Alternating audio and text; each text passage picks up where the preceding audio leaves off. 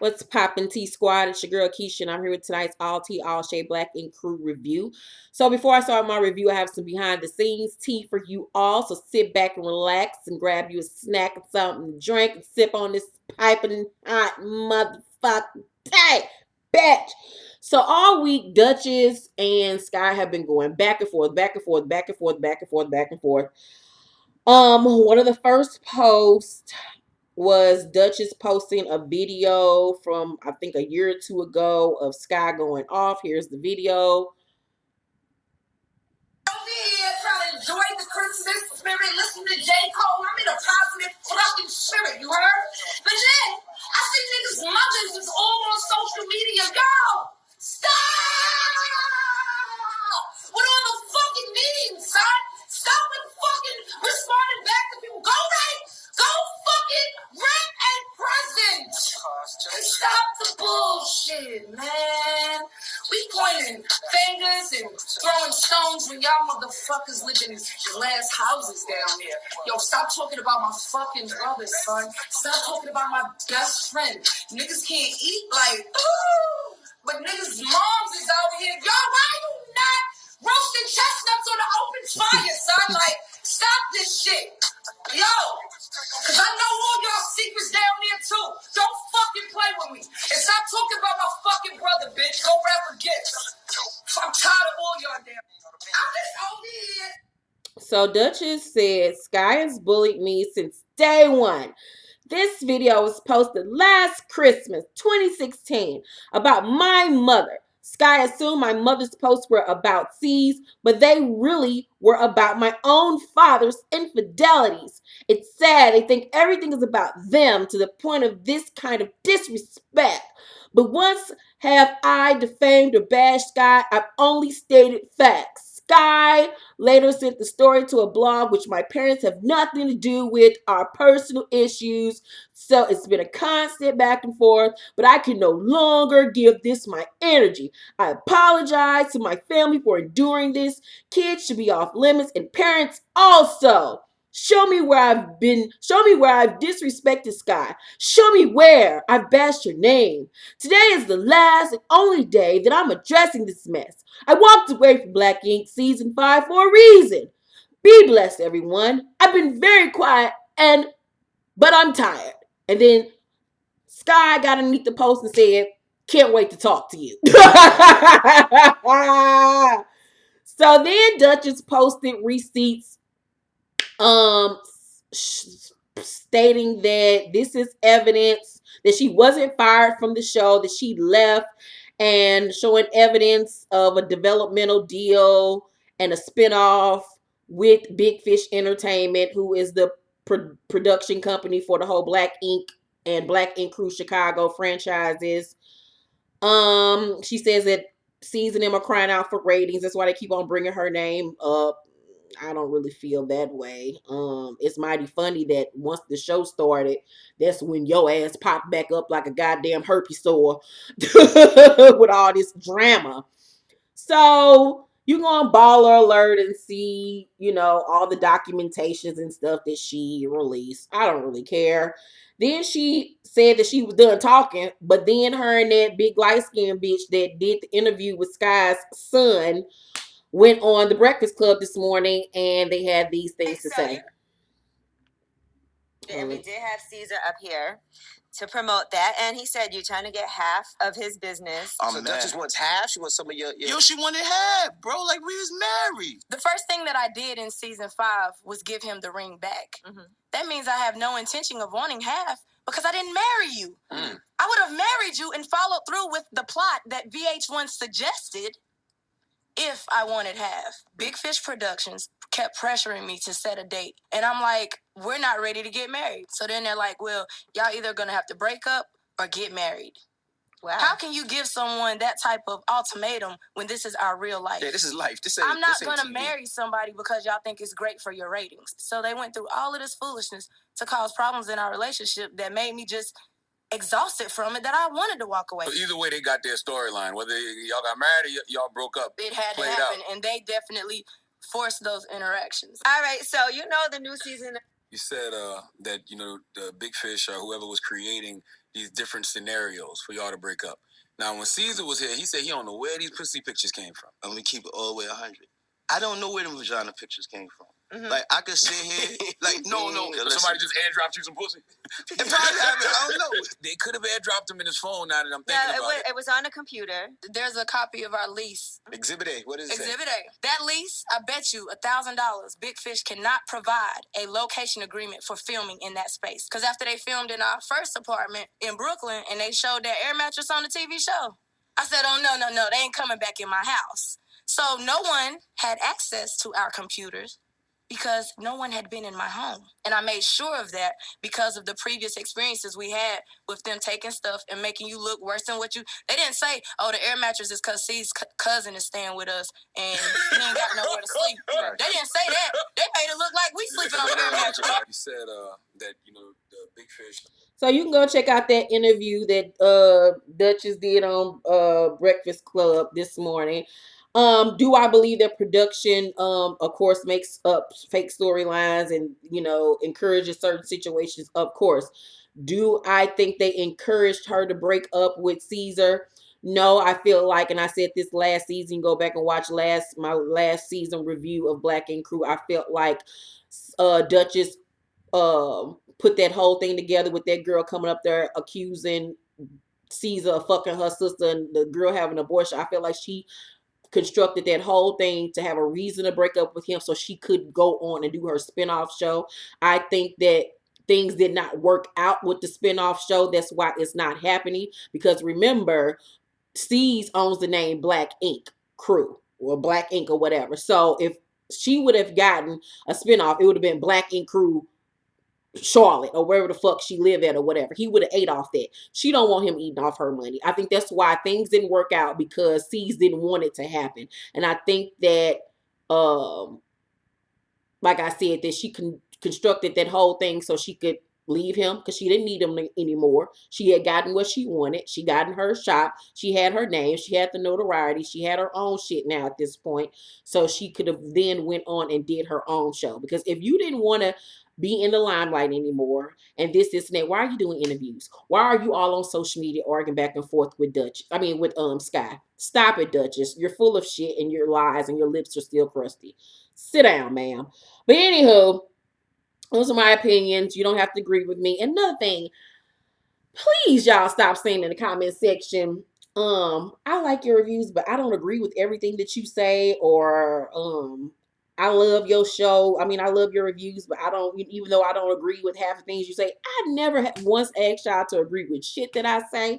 I don't care if you agree with what I say. These are my thoughts, my opinions. Half the shit that I say is for shits and giggles. When I do these reviews, I'm in the moment, and then once this camera shuts off, I am back to my regular scheduled programming. I don't care about these people. I don't think about these people outside of these reviews. These are just thoughts and giggles, shits and giggles, entertainment for you all to laugh and take your mind off the bullshit that's going on in your life. It's not for you to agree with me, to disagree. I don't give a good damn shit. But anyway, let's get into this review. So we started off with Melanie. She has all the renovations done on the shop without Steve's help, and she shows it off to the crew. The shop looks nice, but it wasn't really nothing to run home to your mom about. C's and Skye show up to see the shop, and he likes it. He says it looks really bougie, and I'm like, no, nigga, it looked like somebody's $600 studio apartment. Like, she got that shit from Walmart and put the shit together. It didn't even like no IKEA furniture. So Skye brings up what Dutchess did to her, and everyone thinks that Dutchess is crazy and foul for, having Skye's son at her shop to do an interview with that light-skinned girl.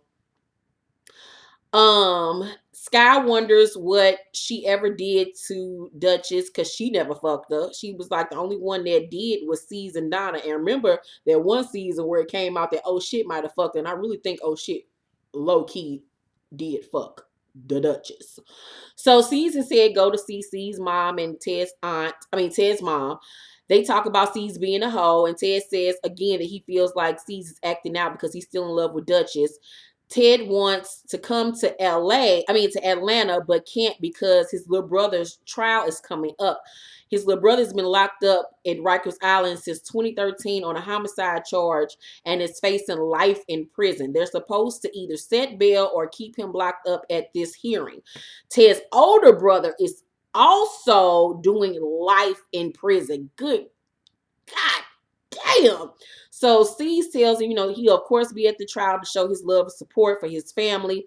Melanie wants to have a party to show off the new renovations. Everybody's down with it, especially Donna, because she says she needs the party. And Skye like, girl, why? What's going on? So she tells her about Maxwell having someone call and say he gonna fuck her up when he see her because he getting out of jail early. And Skye has heard Maxwell threaten her directly, and they do a flashback of Donna on the phone with Maxwell and him cussing her out and calling her all kind of bitches and hoes and shit like that. And Scott tell her, girl, you stay ready, you won't have to get ready. Like, keep on guard, bitch, because that nigga's cray-cray. Melanie's husband then comes into the shop to talk to her. They go out to the back and he hands her a paper from the IRS saying she owed $30,000. She like, a Harpo, who, what, how, where, stud, what? She's like, I don't owe the IRS 30 G's. Like, I, thought I had everything right. This is that. He's like, nah, bitch, you didn't.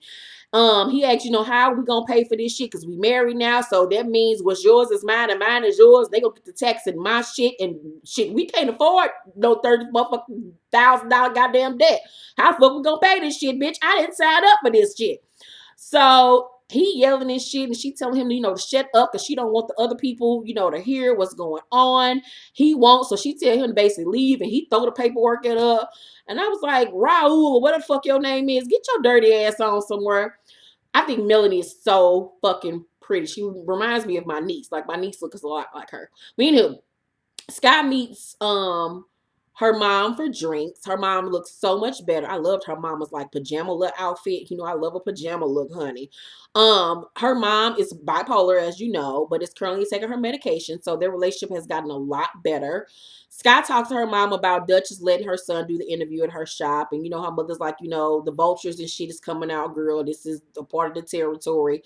She feels like, Dutchess feels like people are lying to her son. And she says that the last time she saw Genesis' father, they were good. They then do a flashback to 2 years ago that we all forgot about when that big nigga brought his ass from the show, sat down and, with Skye and was saying how much he was sorry for not being there for her and how he should have been there for her and the boys. And now all of a sudden he telling the little boy that she ain't shit and that the adoption wasn't legal and all this old bullshit that I never honestly believed when I saw the damn video. I knew it was a bunch of bullshit. Y'all have to understand that niggas will do shit for fame. Now, I say niggas, I mean white motherfuckers, black motherfuckers, male, female. Niggas will do anything for 5 minutes of motherfucking fame and to get on and to have what the fuck you have and will lie on you, blatantly lie on you. Y'all cannot believe everything that you see and hear on television or written in paper. Everything ain't what it seems. So she says that she was in jail when they were adopted and now she's ready to build a relationship with them. And she doesn't want any negative forces to hinder that. She asked her mom when she was locked up at 19, what was the timeline of everything leading up to the adoption? Her mother then says that she wasn't the grandmother that the boys needed because of her disorder and that she was self-medicating with drugs and alcohol instead of taking her meds. She was living in a shelter with the kids and she met these people by the name of the Raymonds. They didn't have any biological children and they loved the boys. So her mom ended up giving the boys up for adoption because she couldn't take care of the kids because she was on drugs and wasn't taking her medication and didn't have no money. They living in a shelter, Skye locked up, in and out of prison, teen mom, baby daddies ain't around. Like, it's just a fucked up situation. Them kids needed to be adopted, god damn it. So Skye asked her mom, was the adoption legal? And her mother says yes, it was. Skye wishes that things could have gone another way, but her mom, was sick and she was in and out of jail. And, it is what it is at this point. Everything worked out hopefully for the best for everybody. It seems like the oldest son is really struggling with some issues or whatever, but I think that motherfucker might be low-key crazy like the mama. We'll see that next week. So Melanie has a new artist come in named Alex. She figured out that she does owe the IRS after going back and cranking up some numbers and shit. So Alex comes in and he looked like the NBA star Nick Young. Like, them niggas look just alike. So Alex don't want to be called Alex. Alex wants to be called the Vagina Slayer. And I'm like, nigga, you all look like you slaying that nail pussy with your soft ass. So Melanie like, we are not calling you Vagina Slayer. And he says, that's what I do. And Mel like, bro, stop. You sound like an idiot. And then he say, I can show you better than I can tell you. And she is just flabbergasted. She is not here for his bullshit. She thinks that he's misogynistic and an asshole. And she get up and she say, you know what? Get the fuck out. Like, you embarrassing me. I ain't got time for this shit. You making me look stupid. C say, hold up. It ain't his fault that, Mel did do her research. If this nigga want to be called Vagina Slayer, she let that nigga call himself Vagina Slayer. So he said he gonna let the little nigga do a tattoo to see his work. And if he's good, he's gonna co-sign him. So Vagina Slayer's homegirl comes in to get tatted. And, he says he feels more comfortable with doing one of his friends, so then when it gets time for him to do the tattoo, his damn equipment is broke. So he's fucking embarrassed because he's fucking up his first opportunity. Everybody was already laughing at him because of his nickname. He tells C's and C's like, nigga, like, would you hire you right now? Like, you basically trying out for the, big leagues and you fucking up. And VS, Vagina Slayer, uses his black card against C's like, white people always turned you away. Don't do that to me. And C's like, no, this nigga didn't pull the black card on me. But you know what, homie? I'm going to give you another chance. You better come prepared. So Kit, Bay, and Donna go to play tennis. It's a cute little funny scene. And afterwards, Donna tells them that she's called Maxwell's sister, Maxie. I guess their mama didn't have a wide range of names for her children, to see if he was actually getting out of jail. And she ended up getting threatened by Maxie. So everybody just want to fuck Donna up. So Donna Boo Mo show up, and he got another surprise for her. He got a tennis bag, and she opened up, she's screaming and hollering because he bought a little cute little dog. And I'm like, this nigga just like Postmates. He just pop up with all kind of gifts. Okay, Mo. So Ted and C's go to his little brother's bail hearing. And where was it? He says that in New York, if you're hanging around, he gives a backstory on how his little brother got locked up. He says that in New York, if you're hanging around a group of 3 or more, the police can consider you a gang. He says that all his brother was doing the night he got locked up was hanging around with his friends, and the police picked him up and decided they wanted to pin a gang murder charge on them, and that it was his little brother's first case, and he's doing 4 years in Rikers Island without no bail hearing, no nothing. And he just want to know, like, how's this shit even the fuck legal? The legal system is some bull the fuck shit. So in this scene, before they even go into the courtroom, C's and Ted are in the car talking. And I posted this on my Instagram and my Snapchat tonight. They're in the car talking, and you see Ted mouthing the words to Caesar as they're speaking. Let me show the video to you all, and hopefully I don't get my copyright taken away. Let's watch Ted mouth the words to C's. Let's watch this real quick. Oh, man, Ted, there ain't no solution for this situation. We just got... You see that? Let's rewind it again. No, it's over. I'm a bail today. If my brother doesn't get bail today, I'm gonna do it myself. Oh, man, Ted, there ain't no solution for this situation. You see that? Oh, God. VH1, do better.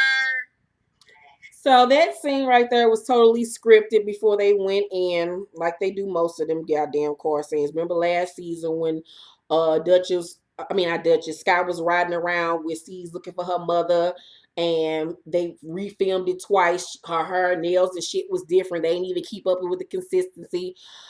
So, they just need to do better. Oh God, they get on my nerves.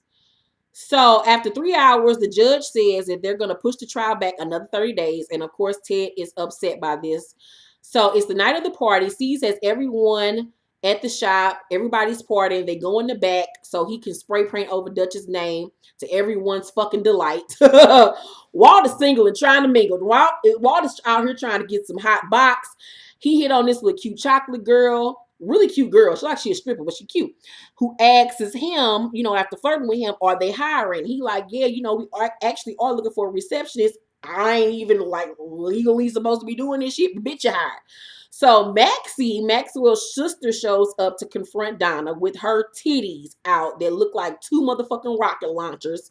I'm like, girl, where you going with these missiles on your chest just sitting out? And the top she had on looked like a swimsuit waist trainer. It was like holding her stomach in. And her titties just looked like two soccer balls on her chest. Like she wasn't an ugly girl, but her teeth weren't all the way right. Like ain't nobody else teeth in New York all the way right.